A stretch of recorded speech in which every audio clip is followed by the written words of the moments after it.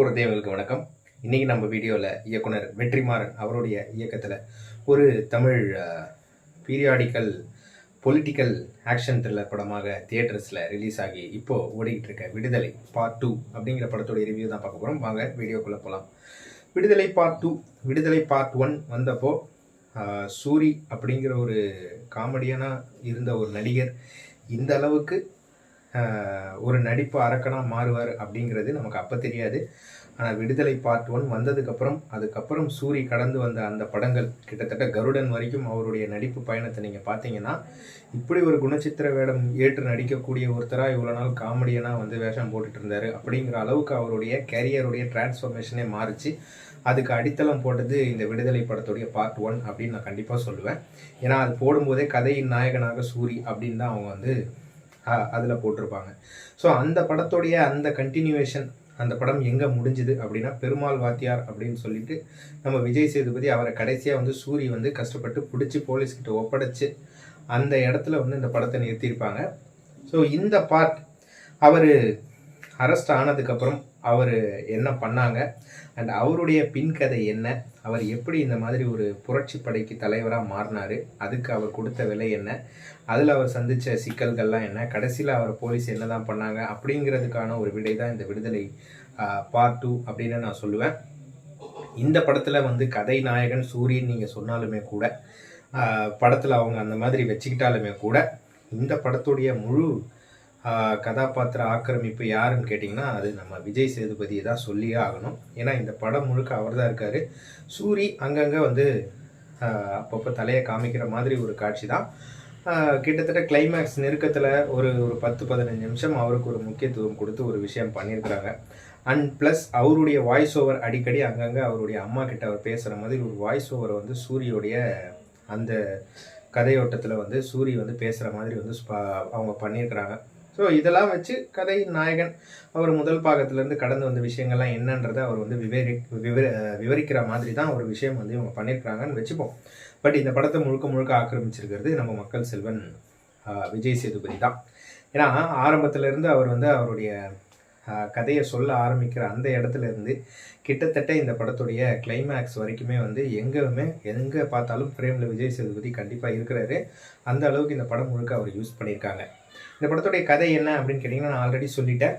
பாகம் 1 நீங்கள் பார்த்துருந்தீங்க அப்படின்னா தெரிஞ்சிருக்கும். பெருமாள் வாத்தியார் அப்படிங்கிறவர் அந்த ஒடுக்கப்பட்ட மக்களுக்காக எவ்வளோ போராட்டம் பண்ணி எவ்வளோ பேரை வந்து அவர் வந்து பலி வாங்கியிருக்கிறாரு.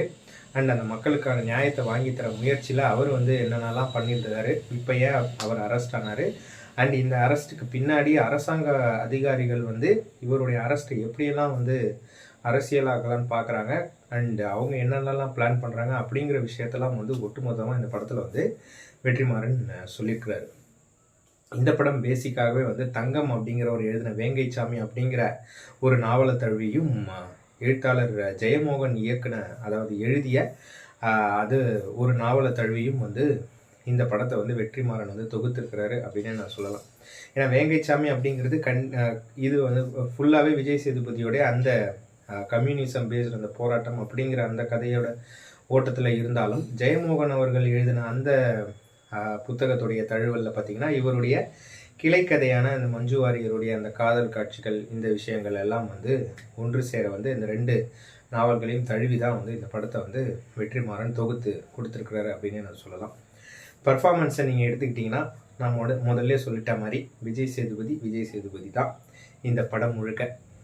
ஆரம்பத்தில் ஒரு சாதாரண வாத்தியாராக இருந்து பின்னாடி அவருடைய வாழ்க்கையில் ஒரு மிகப்பெரிய சம்பவத்தை வந்து அவர் எதிர்கொண்டு அதை வந்து அவர் பார்த்து அதுக்கப்புறம் கிஷோர் அப்படிங்கிற கேகே அப்படிங்கிற ஒரு கேரக்டரில் கிஷோர் வருவார். ஸோ அவருடைய வாழ்க்கைக்குள்ளே இவர் வந்து அவர் என்னென்னலாம் வந்து பண்ணுறாரு, அவருடைய அரசியல் இவரை வந்து எப்படி மாற்றுது, அவருடைய அரசியல்லேருந்து மாறுபட்டு இவர் வந்து மக்களுக்கான போராட்டத்தை வந்து வேற ஒரு வழித்தடத்தில் வன்முறைக்கு வன்முறை தான் தீர்வு, அதை வச்சு தான் வந்து நம்மளுடைய விஷயங்களெல்லாம் வாங்க முடியும் அப்படின்னு சொல்லிட்டு இவர் பிரிஞ்சு போய் தனியாக பண்ணுற ஒரு விஷயமாகட்டும், மஞ்சு வாரியர்கிட்ட அவர் வந்து அந்த காதலை சொல்கிற அந்த இடத்துல வந்து ரொம்ப தடுமாறி அதை சொல்லவே முடியாமல் தவிக்கிற அந்த காட்சியிலே ஆகட்டும், ஒரு குறிப்பிட்ட காட்சியில் வந்து பார்த்திங்கன்னா ஒரு வெடிகுண்டு வந்து தயாரிச்சுக்கிட்டு இருப்பாங்க. அது வந்து தவறுதலாக அந்த இடத்துல வெடிச்சிடும். அப்போ வந்து விஜய் சேதுபதி அந்த இடத்துல கொடுக்குற ஒரு எமோஷ்னல் ரியாக்ஷன் ஆகட்டும், அண்ட் கிளைமேக்ஸ் காட்சியில் அந்த நம்ம டானாக்காரன் தமிழ் இயக்குனர் தமிழ் அவர் பார்க்குற விதமாகட்டும் சொல்லிட்டு எல்லா இடத்துலையுமே வந்து ஸ்கோர் பண்ணக்கூடிய ஒரு வாய்ப்பு விஜய் சேதுபதிக்கு கிடைச்ச இடத்துல எல்லாம் வந்து ஸ்கோர் பண்ணிட்டு போயிட்டே இருக்கிறாரு. அந்த அளவுக்கு ஒரு பயங்கரமான ஒரு விஷயம் வந்து அவர் பண்ணியிருக்காரு அப்படின்னு நான் சொல்லுவேன். அந்த பெருமாள் அப்படிங்கிற அந்த கேரக்டராகவே அவர் வாழ்ந்திருக்கிறாரு அப்படின்னு நான் சொல்லுவேன். அந்த அளவுக்கு ஒரு சூப்பரான ஒரு பர்ஃபார்மன்ஸ் அவர்கிட்ட இருந்து. ஸோ அவருக்கு அப்புறம் பார்த்தீங்கன்னா மஞ்சு வாரியர் இந்த படம் முழுக்க அங்கங்கே வராங்க. அண்ட் அவங்களுடைய காட்சி அமைப்புகளும் நல்லா தான் இருக்குது. அவங்களுக்கும் விஜய் சேதுபதிக்குமான அந்த ரொமான்ஸ், அந்த கெமிஸ்ட்ரியும் சூப்பராக தான் ஒர்க் அவுட் ஆகிருக்கு. பட் அவங்களுக்கு குறிப்பிட்டு சொல்லணும் அப்படின்னா கிட்டத்தட்ட கிளைமேக்ஸ் நெருக்கத்தில் விஜய் சேதுபதி அவங்கக்கிட்ட ஒரு விஷயம் சொல்லுவார். என்னுடைய இறப்புக்கு பிறகு தயவு செஞ்சு என்னுடைய பாடியை நீ கிளைம் பண்ணாத அப்படின்னு சொல்லுவார். அப்போது அந்த இடத்துல அவங்க வந்து உடஞ்சி உருகி ஒரு டைலாக் ஒன்று சொல்லுவாங்க. அந்த இடத்துல அவங்களுடைய பர்ஃபார்மன்ஸ் வேறு லெவல் பர்ஃபார்மன்ஸ். அண்ட் குறிப்பாக வந்து அவங்களுடைய முடியை நான் ஏன் என் முடியை வெட்டியிருக்கேன் தெரியுமா அப்படின்னு சொல்லிட்டு அதுக்கு ஒரு விஷயம் ஒன்று பேக் ட்ராப்பில் சொல்லுவாங்க. ஸோ அந்த இடத்துல அவங்க சொல்கிற அந்த விஷயங்களும் சரி. ஸோ இப்படி எல்லா இடத்துலையும் அவங்களும் வந்து ஸ்கோர் பண்ணியிருக்காங்க அப்படின்னு நான் சொல்லுவேன். அண்ட் ராஜீவ் மேனன் அவர் நம்ம முக்கியமாக சொல்லி ஆகணும். முதல் பாகத்தில் எந்த அளவுக்கு ஒரு இம்பேக்ட் கொடுத்தாரோ அதே மாதிரி இந்த பாகத்துலேயும் ராஜீவ் மேனன் அண்ட் கோ அந்த டீம் வர அந்த சீன் எல்லாமே வந்து தியேட்டரே தெரிக்குது. அவர் பண்ணுற அந்த பிளானிங்காக இருக்கட்டும், அவருடைய அந்த வாய்ஸ் மாடுலேஷன், அவர் பண்ணுற விஷயங்கள், ஒரு சீஃப் செக்ரட்டரி அப்படின்னா எப்படிப்பட்டவர் அப்படிங்கிறது உண்மையிலே இந்த படத்தை பார்த்து தான் நீங்கள் தெரிஞ்சுக்கணும். ஏன்னா சீஃப் செக்ரட்டரிக்கு என்னென்னலாம் பவர் இருக்குது அப்படிங்கிறது உண்மையிலே இந்த படத்தை பார்த்தீங்கன்னா உங்களுக்கு தெரியும். அந்த அளவுக்கு ஒரு பர்ஃபார்மன்ஸ் அவர்கிட்ட இருந்தும் அவர் அப்பப்போ வந்து பிளான்ஸை மாற்றுறதும் சரி, ஒரு பிளான் சொதப்பினதுக்கப்புறம் அந்த பிளான் சொதப்பினதுனால என்னென்ன விளைவுகள் ஏற்படும், இதனால் வந்து அவருடைய சூப்பர் பாஸ்க்கு அவர் என்ன பதில் சொல்லி வேண்டியிருக்கும், இதனால் சிஎம்முக்கு என்ன பாதிப்பு இருக்கும், இப்படியெல்லாம் வந்து அவர் நிறைய ஸ்ட்ராட்டஜிக்கலாக யோசித்து அதுக்கேற்ற மாதிரி நிறைய விஷயங்களை வந்து அவர் சொல்கிற விதமாக இருக்கட்டும். அண்டு குறிப்பாக நிறைய இடத்துல வந்து பொதுமக்களை வந்து எப்படியெல்லாம் வந்து அவங்க பார்க்குறாங்க அப்படிங்கிற அந்த கோணத்தில் வந்து அவர் பேசின டைலாக்ஸாக இருக்கட்டும் சொல்லிட்டு உண்மையிலே ஒரு அரசு அதிகாரி எப்படி இருப்பாரோ அந்த மாதிரியே வந்து வாழ்ந்திருக்காரு. கௌதம் மேனனுக்கு ஒரு சின்ன கேரக்டர் தான், இதில் பெருசாக ஒன்றும் கேரக்டர் இல்லை அவருக்கு. ஸோ அது கொடுத்த இடத்துல வந்து அவர் நல்லா ஸ்கோர் பண்ணியிருக்கிறாரு அப்படின்னு நான் சொல்லுவேன். அண்டு விஜய் சேதுபதி அண்ட் கோ ஒரு பக்கம், இந்த பக்கம் வந்து சேத்தன் அண்ட் கோ அப்படின்னு நான் சொல்லலாம். சேத்தன் முதல் பாகத்தில் நம்மளை வந்து எந்த அளவுக்கு வந்து கோவத்தின் உச்சிக்கு கொண்டு போனாரோ அதை விட டபுள் மடங்காக இந்த படத்தில் நம்மளை வந்து கொண்டு போயிருக்கிறாரு. அந்த மனுஷனை காட்டும் போதெல்லாம் வந்து யாராவது இவனை இப்போ கொண்டுடுங்கடா அப்படிங்கிற அளவுக்கு தான் அவருடைய பர்ஃபார்மன்ஸ் அந்த அளவுக்கு மிரட்டி எடுத்துருக்கிறாரு அப்படின்னு நான் சொல்லுவேன். குறிப்பாக கிளைமேக்ஸ் நெருக்கத்தில் இவ்வளோ ஒரு ரணகலம் போயிட்டுருக்கோம். அப்போவும் வந்து அவருடைய செல்ஃபிஷ்னஸ்க்காக அவர் ஒரு சில விஷயங்கள் பண்ணுவார். அதெல்லாம் வந்து ஜீர்ணிச்சிக்கவே முடியல. அந்த மனுஷன் எப்படி தான் அந்த கேரக்டர் உள்வாங்கி பண்ணாருன்னே தெரில. அவ்வளோ ஒரு சூப்பரான ஒரு பர்ஃபார்மன்ஸ் அவர்கிட்ட இருந்து அப்படின்னு நம்ம சொல்லலாம். ஸோ இவங்க எல்லாருமே போக கதையின் நாயகன் சூரி அப்படின்னு சொல்கிறாங்க. பட் சூரி கிடைச்ச கேப்பில் கிடைச்ச ரோலுக்கு என்னென்னலாம் பண்ண முடியுமோ அதெல்லாம் வந்து சூப்பராக ஒர்க் அவுட் பண்ணியிருக்காரு. எக்ஸாக்டாக வந்து அந்த கிளைமேக்ஸில் வந்து அவர் பண்ண அந்த விஷயம் வந்து ரொம்பவே சூப்பராகவே இருந்தது அப்படின்னு நான் சொல்லுவேன். அண்ட் சூரிக்கு ஹீரோயினாக வந்து அவங்களாம் எங்கே போனாங்கன்னே தெரியல. இந்த படத்தில் ஒரே ஒரு சீன் வராங்க. அவங்க போன பார்ட்டில் வந்து இருக்காங்களா இல்லையா அப்படிங்கிறது தெரியாமல் ஒரு சஸ்பென்ஸோடு முடிச்சிருப்பாங்க. பட் இந்த பார்ட்டில் அந்த சஸ்பென்ஸ்லாம் என்ன ஆச்சு அப்படின்னு தெரியல. ஸோ அதை வந்து அப்படியே மேம்போக்காகவே விட்டுட்டாங்க இவங்க அப்படின்னு நான் சொல்லுவேன். இன்னும் இதர சில கேரக்டர்ஸ்லாம் இருக்கிறாங்க. ஸோ எல்லாருமே அவங்களுடைய பங்களிப்பு சிறப்பாகவே கொடுத்துருக்காங்க அப்படின்னு நான் சொல்லுவேன். முக்கியமாக இதில் கிஷோருடைய கதாபாத்திரத்தை நீங்கள் சொல்லி ஆகணும்.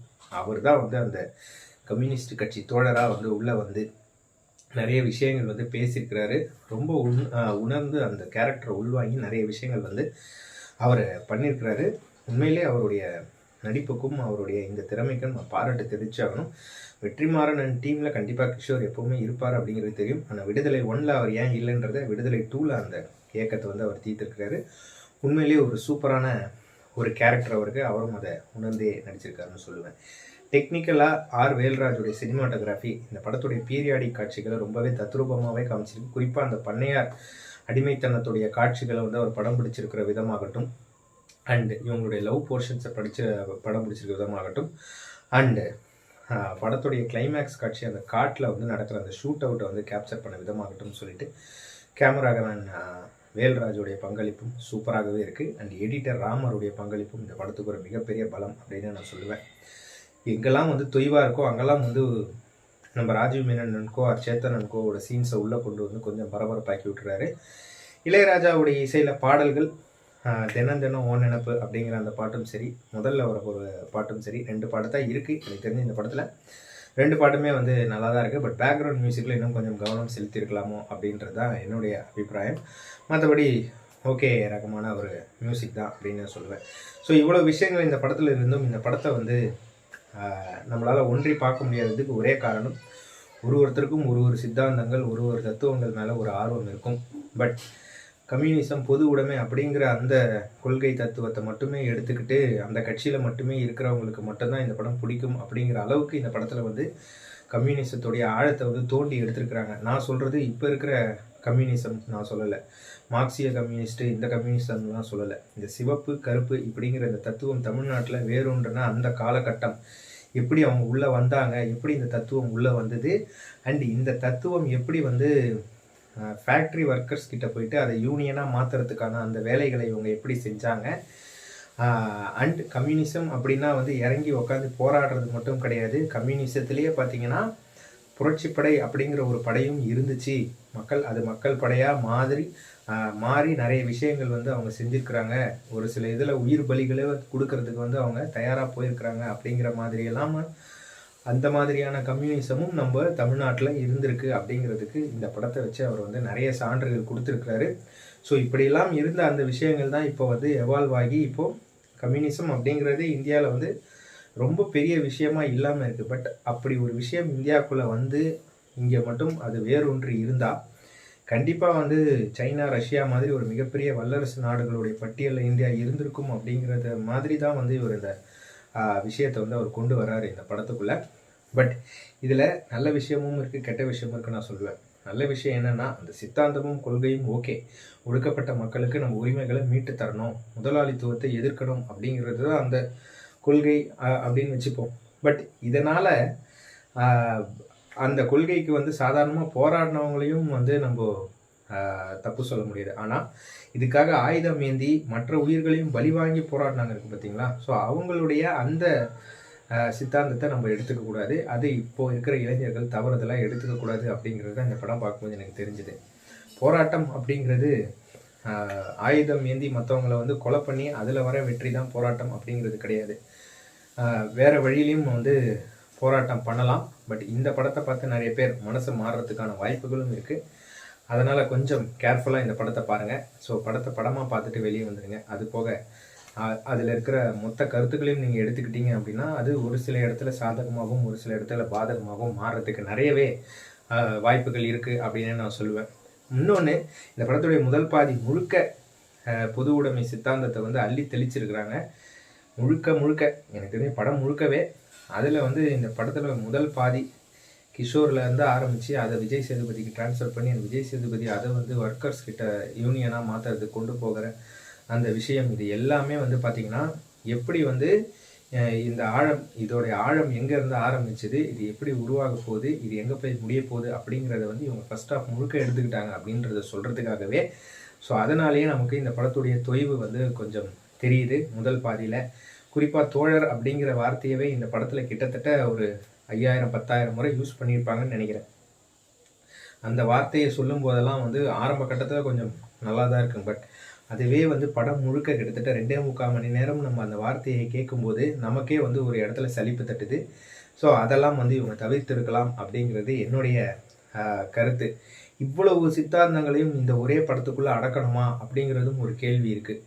ஏன்னா இவ்வளவுத்தையும் போட்டு ஒரு விஷயமா நீங்கள் மக்களுக்கு கொடுக்கும்போது எதை எடுத்துக்கணும் எதை எடுத்துக்கக்கூடாது அப்படிங்கிறது கண்டிப்பாக அவங்களுக்கு புரியாமல் குழம்பி போகிறதுக்கான வாய்ப்புகளும் நிறைய இருக்குது. அதையும் வந்து இவங்க ஏதாவது யோசிச்சிருக்கலாம். பட் இது 2வது பாட்டோட முடிச்சிடணும் அப்படின்னு நினச்சதுனாலேயும் என்னமோ மொத்தத்தையும் தூக்கி ஒரே படத்துக்குள்ளே திணிச்சிருக்கிறாங்க. அதுவே இந்த படத்துக்கு ஒரு பிரச்சனையாக போயிடுச்சு அப்படின்னு நான் சொல்லுவேன்.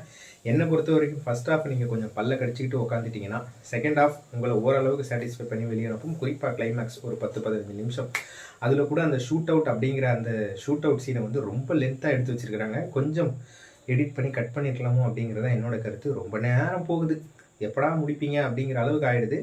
அதெல்லாம் கொஞ்சம் இன்னும் கத்திரி போட்டு இன்னும் கொஞ்சம் கிறிஸ்பாக ஒரு 2.5 மணி நேரத்தில் இந்த படத்தை கொடுத்துருந்தாங்கன்னா ஓரளவுக்கு எல்லா ஜனங்களும் உட்காந்து பார்க்குற மாதிரி இந்த படம் அமைஞ்சிருக்கும். பட் இப்போது இந்த படம் எப்படி அமைஞ்சிருக்கு அப்படின்னு நீங்கள் கேட்டிங்கன்னா, என்னை பொறுத்த வரைக்கும் இந்த படம் பெரும்பான்மையான மக்களிடையே பெரிய ரீச் ஏற்படுத்துறதுக்கான வாய்ப்புகள் கம்மி தான். பட் பொது உடைமை சித்தாந்தத்தை உணர்ந்தவங்க இந்த படத்தை பார்த்தாங்கன்னா கண்டிப்பாக இந்த படத்தை பெருசாக கொண்டாடுவாங்க. பட் அதை பற்றி தெரியாதவங்க அப்படின்னா என்னென்னே புரியாதவங்களுக்கு இந்த படம் புரியறதுக்கான வாய்ப்புகளே கிடையாது. அவங்க இந்த படம் பார்த்தாலும் அவங்களுக்கு எதுவும் விளங்காது அப்படிங்கிறத இந்த படம் பார்க்கும்போது எனக்கு தெரிஞ்சுது.